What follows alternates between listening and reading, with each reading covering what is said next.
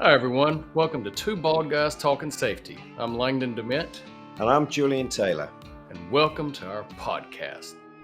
Welcome everyone. Welcome to a groundbreaking episode of Two Bald Guys. Two Bald Guys Live. Two Bald Guys Talking Safety Live. But what's really interesting about this, it just came to me, Jules. So before we even do our normal early ramble, I'm worrying at this moment. Everyone, this legitimately just came to me about 25 seconds ago. We are doing a podcast, which is kind of, I guess in a time it was the way of the future, but now we're doing it live, which is actually like a live broadcast of a radio show, which is old and been done for 70 years. So we are new and old. We certainly are. You're the new, I'm the old. So be it. Welcome to Two Bald Guys Talking Safety live. And so here we've got no opportunity, Langdon, for bloops. We've got no opportunity for retakes. This is real. So it may be two bald guys rambling about safety as opposed to talking about safety, because we don't have the opportunity for any of those pesky edits that we will admit do happen occasionally. Yeah. Okay. We've also new and innovatively, we've changed some of our tech. So you might notice that we're wearing headphones, which we've not previously done. So I went for the discreet. You'll notice I've gone for the discreet, close to the head, black headphones. Whereas Langdon appears to be looking like something out of a sci-fi film with two great big silver cans on the sides of his head. I'm ready to play some music. Just get straight to the good stuff. Yeah, that's what these are. I'm jealous. They're looking good. They're looking very funky. I know. These are a gift from my wife a few years ago. And, when you work at home, you don't really need a lot of headphones, so they don't get worn as much as they used to. But, here we are. How are things with you, Jules? Looking good. Yeah, good. It did stop raining in the UK briefly this morning. It is now raining again. Being a Brit, we always like to talk about the weather. So, how are things with you? They're good. We're sunny here. It's been 3 days of very nice weather, finally turning the corner, hopefully. And it's also, now that we're live, I can say this, and it's true. This is one of those big weeks that we have.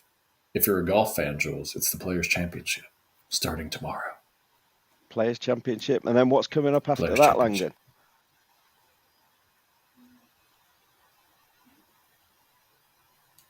Oh, the Masters, but that's like in a month. So we don't want to jump the gun too much. But and we don't want to let everybody know, do we, Langdon, that you have the opportunity to go to the Masters each year. And so far, you've failed to invite your bald guy mate to come with you. But we are waiting expectantly for the invitation. This is just going on 2 years strong now. So, it's coming. This is the second year. Last year, obviously, it was my wife. And this year, it's my dad. So, we're going to get there. It takes time. Okay. You will notice in my background, there is a Masters cap there. So that was my gift from Langdon last year. So I'm waiting expectantly for my gift this year. So, This could get out of hand. I feel like I'm going to just go ahead and need to take you so I don't have to keep giving you gifts. Okay. But I do want to go on. No, please. I insist. We are. This is authentic. We are live. You can see we're talking over each other already.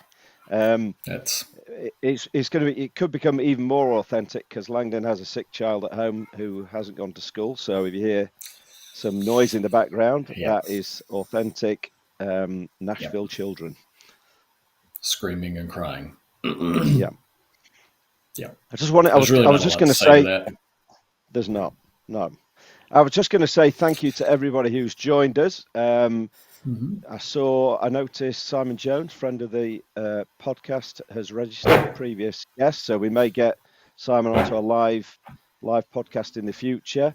I did want to mention, talking about Simon, that for anybody who's going to be in the UK on the 30th of April, one bald guy will be at the health and safety event at the NEC, and we're hosting a panel discussion, which will be great, with some guests from the podcast. So Simon will be there, along with Karen Hewitt, also Phil Roberts, and Maria Anderson from Cambridge Assessment is going to join us as well. So really looking forward to getting that great group of safety professionals together, and we're going to talk about all sorts of things, including leadership, engagement, and the potential of actually taking a safety career and moving it into other areas of a business, which will be a really interesting discussion. Yeah.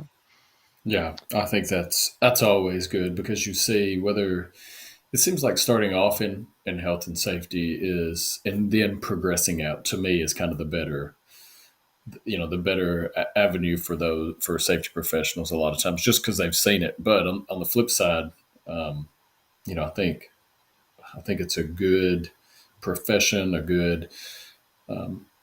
an excellent profession actually to get into, just because you start seeing things from a different light, right? Whether it's in the manufacturing, construction, you really start, whatever industry it is, you start seeing things and thinking things differently. And that helps really put a picture, which will go in line to what we're going to talk about in a few minutes. It kind of helps paint that picture of overall business and what that looks like, and what you want to see going forward, right? So that'll be good. I hate that I'm missing it. I think it'd be a great discussion. I mean, you were meant to be there last year, but you're playing like you're down. You're not even trying this year, so it's just going to be this. Was this wait? No, I was at this one. Wasn't I at this event last year? No. This was the one where we had two events in Birmingham. Yeah, you definitely missed this one. So okay, yeah, there was a Thank goodness I'm not doing that again. There was a quick reset at the last minute, because Langdon's plane sat on the tarmac for 5 hours and didn't move. So like 7 hours in Newark, New Jersey. Which, side note, everyone, thumbs down. That's a thumbs down if you're just listening. Yeah. Yep. So yeah, I think that'll be a great conversation, and I know it's not what we're talking about today, but when you think about all the skills that a safety professional needs and has and sort of develops, sort of thinking about building processes, thinking about developing culture, thinking about that sort of requirement to be able to coach, that in-depth knowledge of an organization and the business processes, it actually is a great grounding, isn't it, then, for somebody to then move into a senior leadership position. And actually, if that happens, there's then this sort of great position that you've actually got that safety advocate sort of at the top of an organization, which is really powerful and sort of starts to relate exactly, makes a really neat segue, doesn't it, into what we want to talk about today. So we've gone in strong today, haven't we, Langdon, in terms of our description.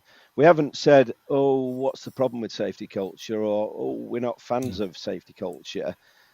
We've gone really strong. We've said we hate safety culture, which might sound really counterintuitive to people who've not really listened to us before or who don't know us. So let's get into it, and let's start talking about what is the danger of safety culture, or talking about creating a safety culture.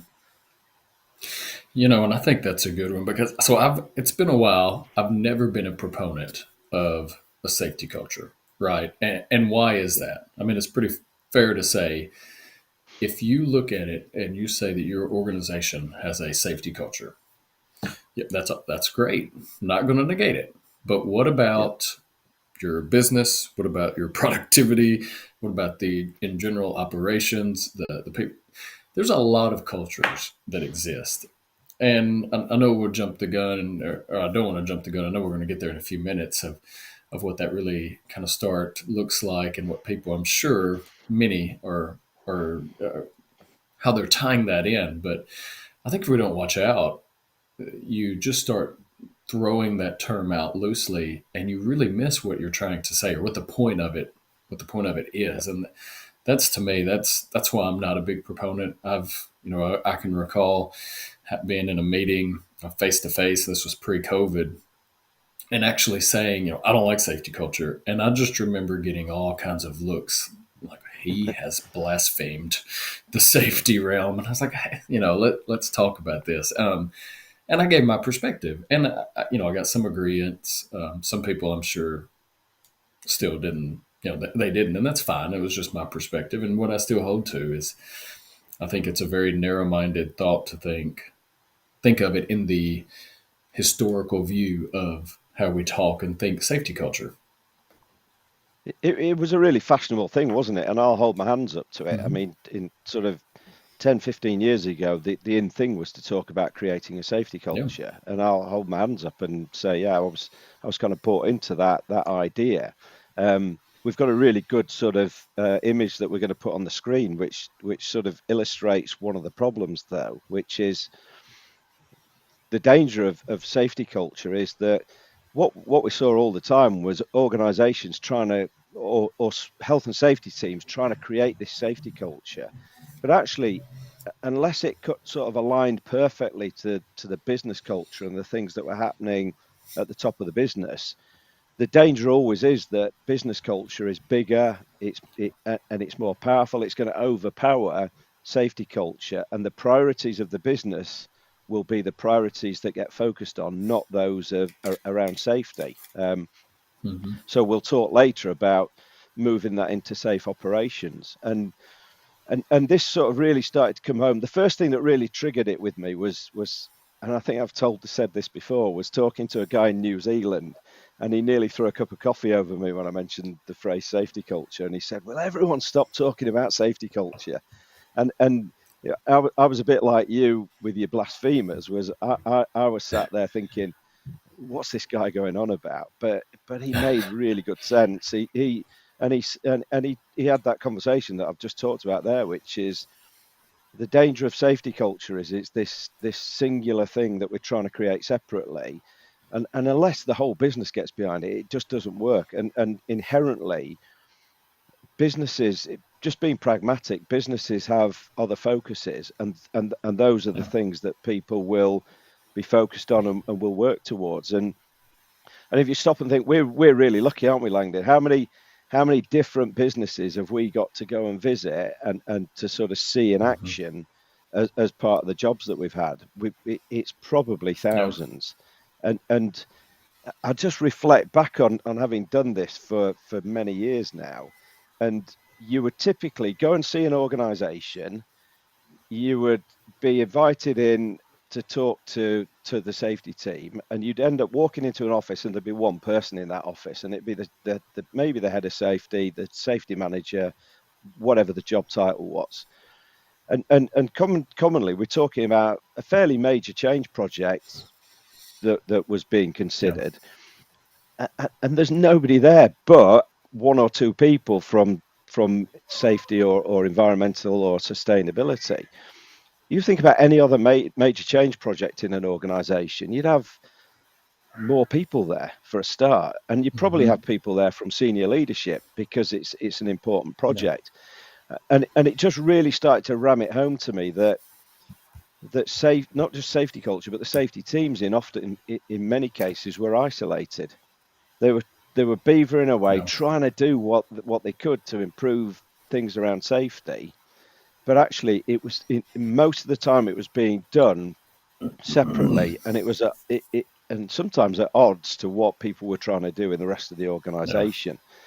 So I think that was my sort of real light bulb moment around safety culture was we've got to change the approach here, and actually we've got to start trying to integrate not just culture but the safety team more into the day-to-day activities of an organization. That was a No, ramble, by the way. That was Phew. one bald guy rambling. No, I'm kidding. Go on, wake up. But that's that's what it's about, right? No, I agree, honestly, and it was one of those for me. If you think about it, and we actually, I think it's has the Alcoa story gone? Either way, podcast. Um, Yeah, those of you that don't, Alcoa, we kind of did a recap. I mean, it's been 30 years, but still, you'll get where I'm going with this. They made, Paul, he didn't just make a safety culture. He made EHS, the importance of safety, why it matters. He made it the value, so you can have the priority versus values conversation, whatever. But he made it a value, and a part of the organizational culture. He made health and safety. That's why it matters. Because, so for that instance, he embedded it in all things. And that's what we try to get to. And I'm sure, I don't want to gate. I think there are a lot of organizations that's what they do. When they say safety culture, they're thinking about it in that light. But if you don't watch out to your frontline workers, if the safety cop comes out, because like you just said, I've been fortunate, whether I was managing EHS, whether I was going out consulting, whether it was consulting for, broader than just actual health and safety consulting, but looking at transitional programs, processes, which is probably what I do more now for sure. It's still that same conversation that if you don't watch out, you go into these companies, you're talking to them, and you get so caught up on just talking about safety, but not really. And obviously, that's what we do, but not thinking about it from taking that step back and how does this fit into the job? It's like when people talk about, operational excellence. Well, how do we get an true excellent culture? How do we want to incorporate all human factors. We really want to be above and beyond, and that's great. But if your organization doesn't have people wanting to report yet, they don't understand the importance of just, if you see something, you say it, of communicating, of establishing a good level of camaraderie with one another. It's there. Yeah, I know. But I do think if you can't do that, right, do you think that you're going to be able to hit that top level that we're talking about? Not yet. It's going to take time, because a big part of health and safety, and this is from my experience again, and I know you and I've talked about it yours as well, is change management, because you have to get everyone bought into understanding, what are we wanting to do? Why are we changing? And there's a lot of things that play a role in why people work, why they do what they do at work, why they want to do what they do at work. So there's a lot to think about. So when we really take a step back and think, what is safety culture? What does it mean? Why are we wanting to debunk it, so to speak? It's because to me, it doesn't fit the conversation that we're trying to have in organizations. Let me ask you a question, Go ahead. I've got a question for you, Langdon. What's the crappiest place that you've ever worked at? I'm a bit older than you, and I've worked at a few more places, so I might have got a few more examples. But yeah, what's the crappiest place you've ever worked at? Well, what am I supposed to say right now? I mean, it's not Evotic, so sorry. I mean, I don't want to say. I won't say the name. The place that I was. I mean, everyone can see where I was on LinkedIn, so there's that. I think what it started off as was great, and towards the end, I would say the culture, it changed as a whole, not just safety. So we'll go with that. Okay. So what was the culture like, or what did it become? Sorry. There's a lag, which makes it kind of funny. There's a lag. It was one of those that was it was a facade, I think is the best way to put it a lot of times, of what was being portrayed versus what was actually there. So what were the actual bits that didn't work so well or were negative? Not even the health and safety, but it was whether it be the communication, say one thing, do another. You've heard me talk about and I won't dive into it, but the Post-it notes. I remember putting it on, having that. That's it. That's it. Tell the story. I'll do a quick synopsis here. So we were having a together. It was a lot of people working together. And this was the guy who was over it was, I guess it was sales enablement and something else. I don't remember what his title was, but coming up with all these great ideas, everyone working together. And I was, I don't know if I was cynical or what, but myself and a couple of the health and safety guys were all thinking, this is pointless. We've, whatever. But we came up with all these great ideas. We wrote them on Post-it notes. We put them on a wall that was over 10 foot long. And we were thinking, this has been actually a fantastic value add. So he didn't take a picture, the leader, didn't do anything like that. And at the end of the session, he was like, thank y'all for this great exercise. And we were stayed back talking, and he never took a picture, might I add, took every one of them off and threw them in the trash. Yeah. That was what our culture had become. And these were Okay. things from operations to people to health and safety to, anything, but they all went in the trash. Yeah. And I had a very similar one.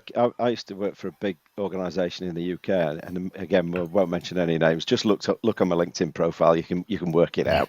But again, I can remember I was at a management conference, and we were sent off in small groups to discuss some key questions and come up with some thoughts and ideas. So we're in this breakout room, and we're writing things up on a flip chart and coming up with ideas.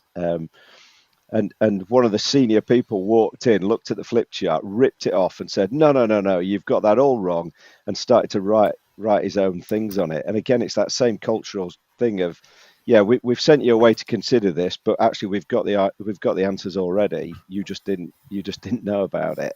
But the reason for the question, Langdon, I'll tell you about my crappiest experience. I work for an organisation in Chesterfield. This is quite a long time ago now. Chesterfield's this smallish town in the UK, and all I can say is that the culture was poisonous. So the culture was just aggressive. It was acceptable to shout and bawl at people.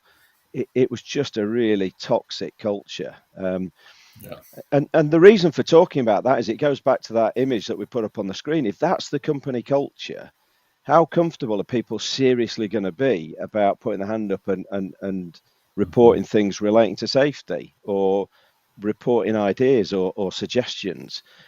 Just dead simple. That is not going to happen, is it? Because people are going to be too worried about potentially what's the reaction here. Yeah, what's going to happen if I report something negative that's happened? So absolutely key to actually driving a culture of safety, and that's different to safety culture. So actually driving a culture of safety is trying to influence the overall business culture and change that to one that's more progressive and positive and one where people react in the right way. And I think we've talked about this loads on the podcast, but I think it's a really great point is as a safety professional now, I think one of the key things that we've got to become really good at is not just delivering reports to management and senior leadership, but being confident enough to go and coach them around the things that we would like them to do and the things that they should be thinking about, not just in specific communications, but in all of their communications. And you're going to come on to this in a minute, I'm sure, in terms of safe operations, but even the unconscious things that leadership do around the conversations that they have can either have a negative or positive effect. Mm-hmm. So if somebody in senior leadership, for example, we have a town hall every couple of weeks where the whole business gets together and the senior team talk to us and people talk about the things that they do within the business. So it's a great communication tool. But even in that kind of positive scenario, if leadership use the wrong words, it can have unconsciously a really negative effect on people. So if, for example, leadership talks about production and they're banging the drum that we've got to hit certain numbers, we've got to hit these numbers, and that's all that's discussed, what are people going to focus on? Just inherently, and it's not malicious, they'll go away and they'll focus on hitting the numbers that they've been asked to hit. They won't go away with a mindset of I've got to hit those numbers safely. So even coaching leadership around the words that they use so that they subtly change it so that actually when they're talking about hitting the numbers, it's we want to hit the numbers and actually we want to do it in this way. So we want to do it in a safe way. All of a sudden, people start to think, right, I've got to hit the numbers, but also I've got to think about safety whilst I'm going about doing it. So I think the whole thing around culture is actually safety becomes a really great, I want to say lever, but you're going to say lever. But True. okay, but it becomes a really great way of actually, if we can start to think about improving the overall business culture, safety becomes a great lever to actually creating a far better environment in an organization, which then has that ripple effect that we talk about in terms of people become better at their jobs, we get better staff retention, we get better outputs, and so on. Yeah. That's a really key thing. And really simply, I stop and think about that organisation in Chesterfield, and that was where I started, I suppose, my enlightenment, my journey towards a focus on safety, because it was probably the most unsafe place that I've ever worked in. Um, and because there was just no focus, there was no focus at all on doing things safely. It was just about getting the job done. And I remember Yeah. couple of things. I remember a guy injuring two of the fingers on his hand. Quite funny, because we went and played a game of golf. We had a little internal golf tournament, and he went all the way around with a putter because he couldn't actually hold a golf club. But the really serious one was a guy who had his right arm ripped off in an incident working for that organisation. So actually, to me, whilst it was a pretty horrible experience to be employed there, it's been a great learning for me in terms of some of the things that we Yeah. should think about, some of the things we should do if we're going to really drive a far better culture in an organisation, and the value overall of having that better culture. Well, that's why we need to do something, Jules. We need, Okay, what are we? this is big. I'm We ready. need I'm to ready. we need to explode this safety culture nonsense.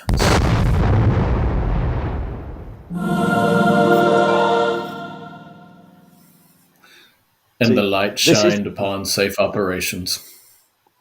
this is the value of joining a live podcast, isn't it? We've even got gimmicks. Yeah.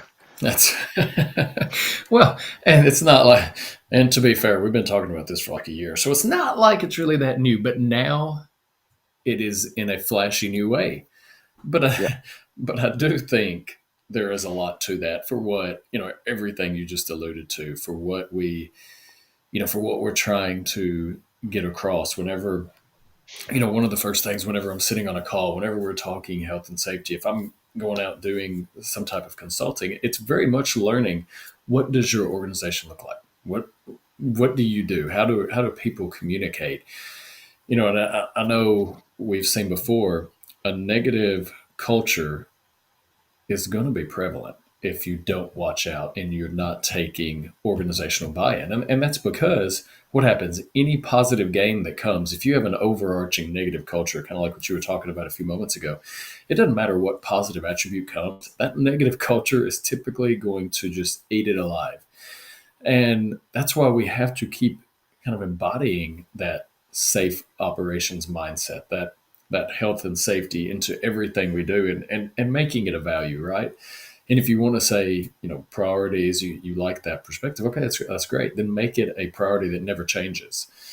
And that's what we have to watch out for, because if we don't, it's really easy to get so caught up in the profits, in the productivity of the business, because right, we have to be profitable. There's a slide that I show a lot whenever I'm doing presentations or working, and I think we've talked about it here, but if you really want to equal profits for a business, what do we have to have? Quality, productivity, and health and safety. So there are three goals that help derive that one outcome. And think about it. Anytime, you can look on, OSHA has a great site called the Safety Pace Calculator. You can look at workers' compensation, the Bureau of Workers' Compensation, to see how much incidents are costing. So there are lots of resources out there to where you can see how much a single incident, let's say, costs, the direct and indirect cost associated with that. Well, what does that do to the overarching profit? That if I'm at an organization where we're raking in the money, we're $1 million every year. That's not very big, but you know what I mean. for sake of this conversation. And I begin having injuries where someone every, let's say 3 people a year are getting injured. And that's costing me 30, 50, maybe more. And it's a continual injury. Let's say it's an MSD where, a back injury where that's going to continue on. That's going to continue costing. And sooner or later, I'm probably going to have to put, especially if it's some type of manual handling or something, I might have to replace that worker. So we know, what does that do to the overarching profits, quote unquote? It's going to start nicking into that, which means my quality is going to have to go higher. My productivity is going to have to go up. And what I'm selling that item for, whatever it is, it's going to have to go up. But if they're all in congruence with one another, that's when you start seeing that positive output for an organization. And it's one of those things that I think we've talked about before, and we see the importance of health and safety, whether you're on the job, whether you're off the job. And honestly, I would say the C word that should never be named, COVID. What we saw with it was it really did kind of, didn't it? I mean, it breached the gap, so to speak, of off the job, on the job, and community, of the importance of health and safety. And I would have never thought this, but if you look at it and think post-COVID, I think we're still doing better, but at the same time, we've actually, I dare say, we have settled back to the way things were pre. And for the most part, that is probably, I think there were certain things that we could have done better with. And thinking about it from an organizational culture, the wellness, the well-being aspects, total worker health, there's a lot of avenues where that really makes a vital impact into the organization. So as we continue on, I think it's imperative that we think about that when we think of safe operations, when we think of health and safety. It's understanding that what I do at home directly affects what happens in the workplace, and vice versa. So it's not just about, again, our safety culture at work. It's about what do we do every day within our jobs or our tasks or our activities, quote unquote. Yep. Just whilst I'm thinking about it as well, if anybody's got any questions, if they want to drop them into the comments, and we'll do our best to answer them. And I suppose just going back to a couple of points you made there, first of all, around the sort of profitability and the quality side of things. We often sort of talk about Sidney Dekker, don't we? And Sidney Dekker, don't just take our word for this.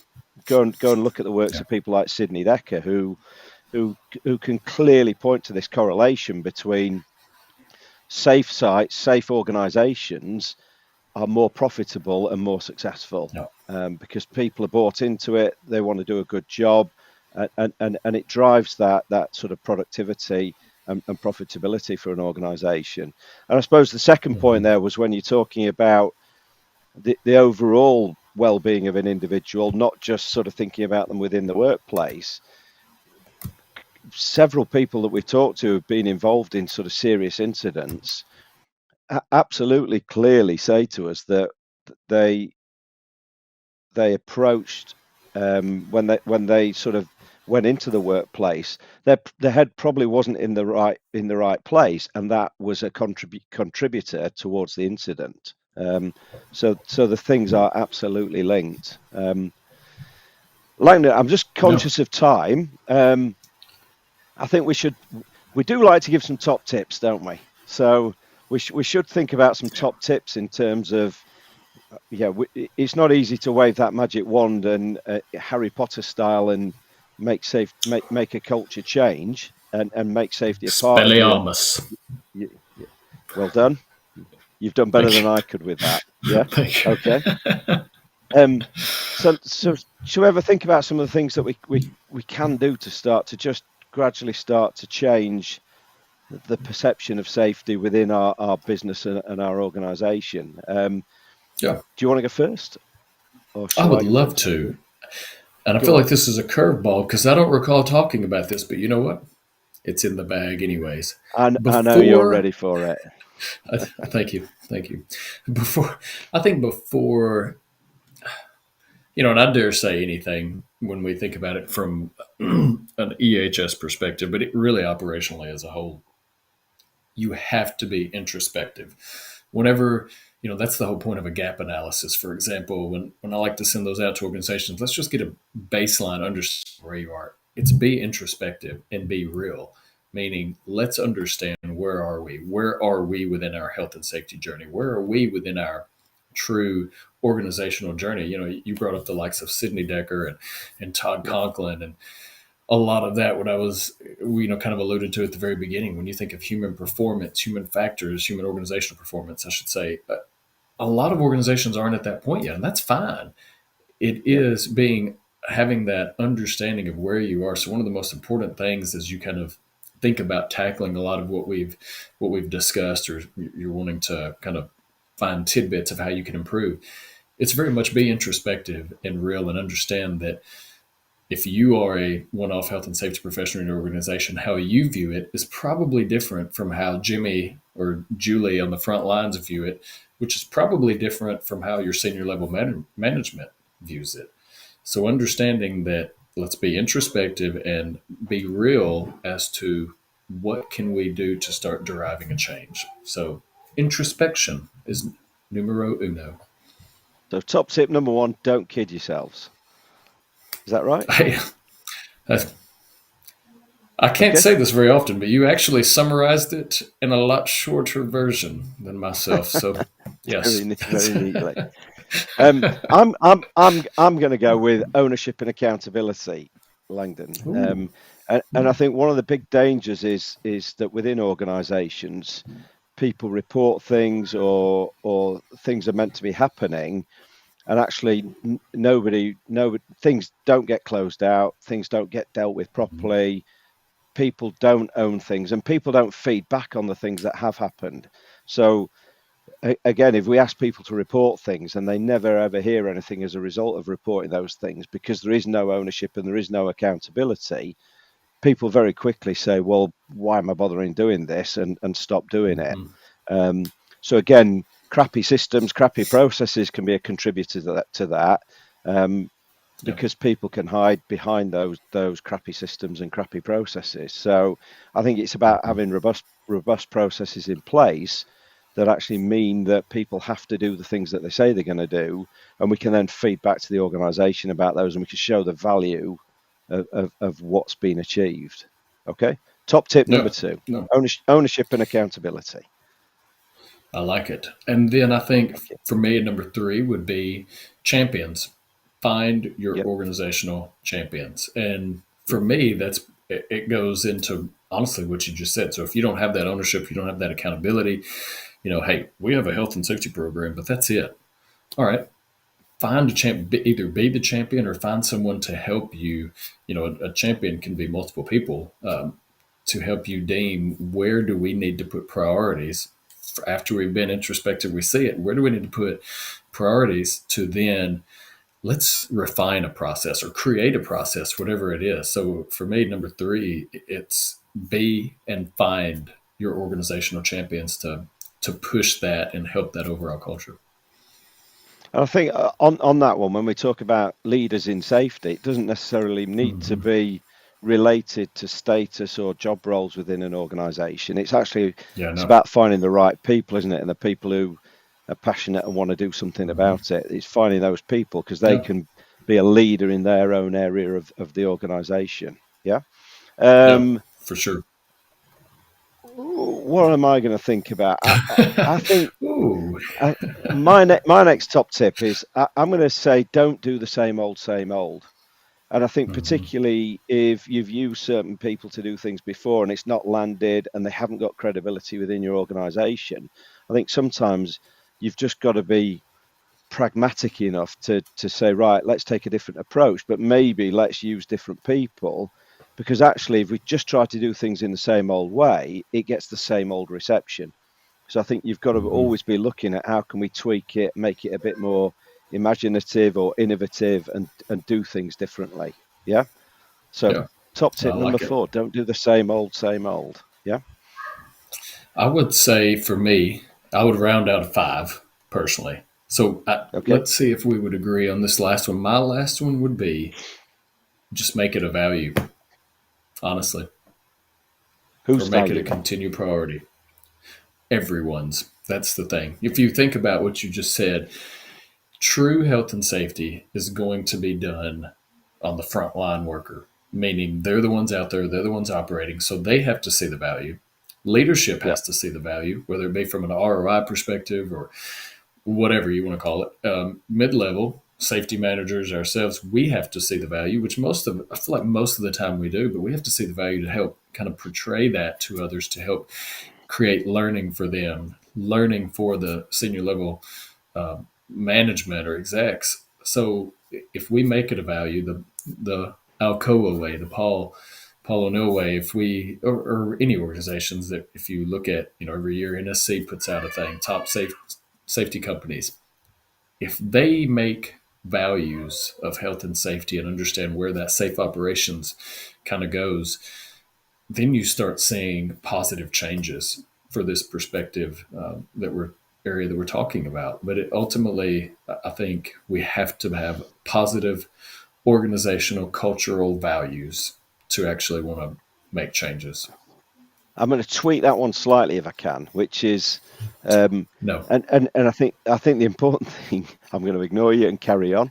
I think the important thing is what you said about actually it's the frontline workers, it's the people at the sharp end who really are going to make safety work or not work in an organisation. And how do I say this politely? There are some cynical people out there, and cynical Sure. people aren't going to be motivated by. They're not going to be motivated by business values. They're not going to be motivated by business objectives. So what we've got to do is think about how, as safety professionals, we can train people. So how can we train people to recognize why safety is worth doing for themselves? So it's the classic what's in it for me, isn't it, Langdon? It's that, why should I do safety? And it might be as simple as, what are the things that are really important to you outside of the workplace? So how do we make sure that we get you back home in a fit state to be able to do those things that are really important to you? Mm-hmm. And I think the danger is if we start saying it's a business priority or a business value, that doesn't resonate with a lot of people in organizations. Just being pragmatic about it. There are cynical people out there. It has been said that I'm one of them. Okay. So no, not at all. But so what we've got to do is it's the classic what's in it for me. And it's not about money, it's not about status, it's actually about those sort of real things that make it important for somebody to just try and do safety properly. Okay. I agree. So I agree with that. when we yeah, okay. Good. We Yeah, agree. and I think it is because I don't think anyone wants to be negligent, right? We Yep. on our maturity model, we have negligent. And it's not that a lot Yeah. of people. I mean, there are some. Don't get me wrong; they want to do something to create an adverse negative effect. But what's in it for me is a very powerful. Yeah. What's in it for Yeah. me, and then you're even better when you're like, what's in it for Billy who works beside me. Yeah. So no, I will allow that to come into the Okay. last point. I do have one more. I've got one more. I think we should Oh finish with one God. more, which is I think as safety people, we've got to get out of the safety office. We've got to get away from sitting behind desks and computers and creating reports. And actually, what we've got to ensure is that we get out there on the shop floor and we're visible. So whether that's in team meetings, whether it's going out and coaching people at the workplace doing their job, actually what we've got to do is we've got to be really visible to the broader organization. And I think things like being involved in team meetings so we can have a safety discussion as part of the day-to-day operations is a really important part of what safety people need to do moving forwards. Yep, I agree. Nothing Okay, to add. good conversation. I For think sure. we're nearing the end of our first live conversation. So I suppose the last last question is, have we got any questions? I'm trying to, maybe just pausing there a moment because I'm trying to look at 3 screens at the moment just to see if we've got any questions coming in. If we haven't, I hope people have had a good listen. I hope they've enjoyed listening to 2 bald guys rambling about safety. We do intend to do this on a regular basis now, so I think we're planning to do this every couple of weeks now, aren't we? So go live, and potentially we'll bring some guests into the mix where we can. And I suppose what would be really good is we'll talk all day anyway. We like talking to one another, but if anybody out there in LinkedIn land or podcast world has got any subjects that are really close to their heart and they'd like us to talk about, drop us a note and we'll make sure that we put it on the list of subjects that we're going to discuss and talk about.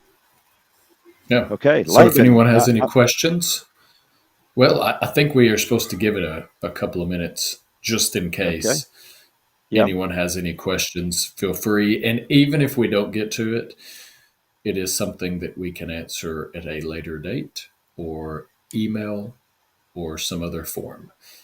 I do still find it funny, since that hit me though, while I'll kind of jabber for a moment, that every couple of weeks we're now doing live podcasts, which are basically live radio shows, which have been done for a long time. So the future is now the past, everyone. Welcome to 1984. What goes around comes around. I would go back further than 1984, actually. You know what? We could change it now. We could do some Paul Harvey. Do you know Paul Harvey? No. Oh, Jules. We have some homework for you to listen to some old Paul Harvey. Yeah. Good day. I'll do that.